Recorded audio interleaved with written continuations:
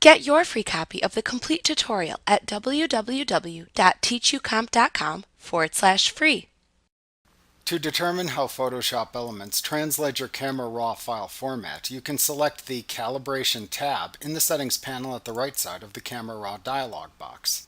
The current process version used for the selected Camera Raw file appears within the Process dropdown. The default value is to use the most recent setting.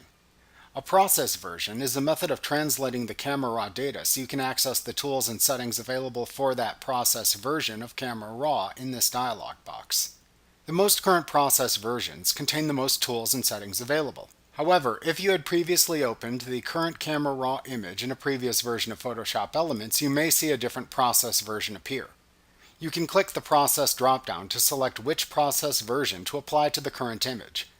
The most current process versions let you have the most improved and current tools available, but you can select an older version if needed for your workflow or for consistency between the process settings applied to your Camera Raw files.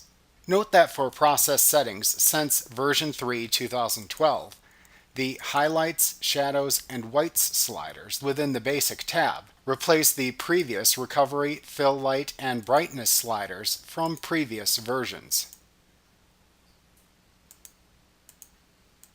On the Detail tab, the Color Detail and Color Smoothness sliders have been added but remain disabled unless the color slider is adjusted.